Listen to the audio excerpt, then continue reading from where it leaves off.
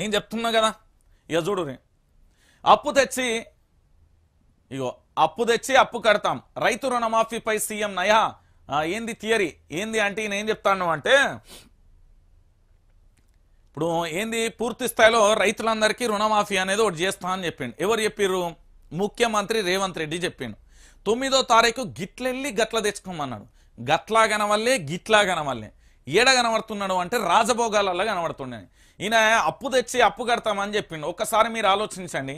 కొత్త కార్పొరేషన్ ఏర్పాటు చేస్తాం, మద్యం పెట్రోల్ రిజిస్ట్రేషన్ల గురించి సెస్ రూపంలో పన్నులు వసూలు చేస్తాం, ఆ పన్నులతోనే రైతు కార్పొరేషన్కు ఆదాయం చూపించి అప్పు తెస్తాం, తెచ్చిన అప్పుతో రుణమాఫీ చేస్తాం, బ్యాంకులకు కార్పొరేషన్ ద్వారా ఈఎంఐ కడతాం స్పష్టం చేసిన ముఖ్యమంత్రి రేవంత్ రెడ్డి. ఇక చెప్పుర్రే, కొత్త కార్పొరేషన్ ఏర్పాటు చేస్తారట. మద్యం పెట్రోల్ రిజిస్ట్రేషన్ నుంచి వచ్చిన సెస్ల రూపంలో వచ్చిన పన్నులు వసూలు చేస్తాం, ఆ పన్నులతోనే రైతుకు కార్పొరేషన్ ఏర్పాటు చేస్తాం, ఆదాయం చూపించి అప్పు తెస్తాం, తెచ్చిన అప్పుతో రుణమాఫీ చేస్తాం, బ్యాంకులకు కార్పొరేషన్ ద్వారా ఈఎంఐ కడతాం స్పష్టం చేసిన ముఖ్యమంత్రి రేవంత్ రెడ్డి. ఇక ఇన్నరా మహాలక్ష్మిలారా, ఓ అన్నలారా, తమ్ములారా, తెలంగాణ నా జాతి విన్నరా? ఏంది మన పేరుతో మన మీద పన్నుల భారం మోపించి ఆ పన్నులను ఆదాయంగా మార్చి దాని మీద అప్పు తెచ్చి దాన్ని ఈఎంఐ చేస్తాడట. ఇక ఇంతకంటే తెలివిగా మరి తెలంగాణలో ఎవరికన్నా ఉన్నదో లేదో, ఈ పెద్ద మనిషికి ఉన్నదా లేదా అనే విషయాన్ని మీరు చాలా క్లారిటీగా కూడా అర్థం చేసుకోవాలి. ఇప్పటికైనా రేవంత్ రెడ్డి యొక్క మూర్ఖత్వ పాలనకు శరమగీతం పాడాల్సిన అవసరం ఉంది. ఇది నెల రోజుల, ఒక్క రోజా, 24 గంటల, గంటన, సెకండా, నిమిషం అనే విషయాన్ని పక్కన పెడదాం. ఇగో ఈయన ఏం చేస్తాడు అంటే పూర్తి స్థాయిలో మద్యం కానీ పెట్రోల్ కానీ రిజిస్ట్రేషన్ల మీద ఇంకింత సెస్ రూపంలో పన్నులను ఏంది అంటే వసూలు చేసి ఆ పన్నులతోనే రైతు కార్పొరేషన్ ఏర్పాటు చేస్తాడట. ఓ దాంట్లో మనల్ని ముక్కు పిండి వసూలు చేసి ఇంకో దాంట్లో ఇగో నేను చేస్తున్న ఆహా ఓహో అనే విధంగా పూర్తి స్థాయిలో అరచేతిలో వైకుంఠాన్ని చూపెట్టే ప్రయత్నం చేయబోతున్నాడు రేవంత్ రెడ్డి అనే మనిషి.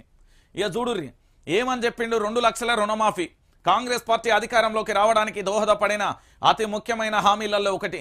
రైతు భరోసా కింద ఎకరాకు 15,000, కౌలు రైతులకు 12,500 బోనస్ లాంటి హామీలు ఇచ్చి అధికారంలోకి వచ్చిన వెంటనే 2 లక్షల రైతు రుణమాఫీ అని ప్రకటించారు. తీరా అధికారం తీసుకొచ్చాక దాన్ని ఊసెత్తడం మర్చిపోయారు. రైతు బంధు అమలుకే ఆపసోపాలు పడుతున్న రేవంత్ సర్కార్ ఇక రుణమాఫీ ఎప్పుడు చేస్తుందోనన్న అనుమానాలు రైతాంగంలో మొదలయ్యాయి.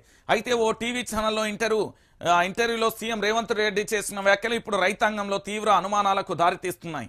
రుణమాఫీపై ఆయన ఏమన్నారంటే, రుణమాఫీ నాకు సాధ్యమవుతుంది, నేను లెక్క చేసిన రుణమాఫీ మొత్తం కూడా చేయాలంటే ఎంత చెప్పిండు? 3,223 ఏంది 3,233,000 కోట్ల అవసరం అవుతుందని, నేను ఆల్రెడీ బ్యాంకులతో సంప్రదింపులు మొదలుపెట్టిన, రైతు కోసం ఓ కార్పొరేషన్ ఏర్పాటు చేసి మొత్తం లోన్ అంతా కార్పొరేషన్కి ట్రాన్స్ఫర్ చేస్తున్నా. అయితే దానికి బ్యాంకర్లు ఏమన్నారంటే, సార్ మీరు పెట్టే కార్పొరేషన్కు ఆదాయం ఉండాలి, ఆ ఆదాయం ఉంటే తప్ప నెల నెల బ్యాంకుకు ఎంత చెల్లిస్తారో లెక్క తెలిస్తే తప్ప మీకు రుణం ఇవ్వలేం, లేకపోతే మీకెందుకు రుణం ఇస్తామని అన్నారు. ఇక ఈ ఒక్కదాని కోసమే కార్పొరేషన్ పెడతా, ప్రభుత్వానికి వచ్చే ఎక్సైజ్ స్టాంప్స్ అండ్ రిజిస్ట్రేషన్స్ ఇట్లా 34 రకాల ఆదాయాల నుంచి సెస్ రూపంలో 1% డైవర్ట్ చేసి కార్పొరేషన్కు మళ్ళీ ఇస్తాం. తీసుకున్న మొత్తంను అప్పును 50 నెలలలో తీర్చేలా ఇన్స్టాల్మెంట్ పెట్టుకుంటాం, నెల రోజులలో రుణమాఫీ ప్రక్రియ మొదలు పెడతాం. ఇది ఏమున్నదక్క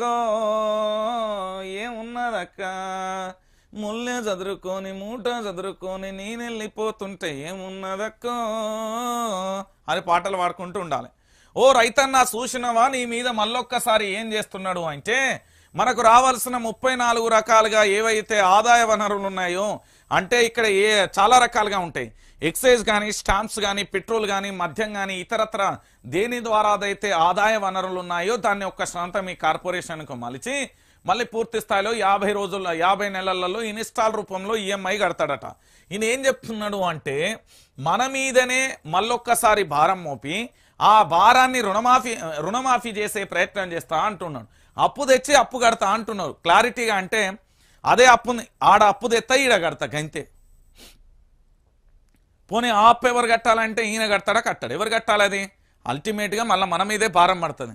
తెలంగాణ ప్రజలారా, రేవంత్ రెడ్డి ముఖ్యమంత్రి పరిపాలనలో 30 రోజుల తర్వాత ఆయన చెప్పిన డైలాగులు ఇంటే మీకు ఆశ్చర్యం ఎత్తది. ఇగో ఇది కథ.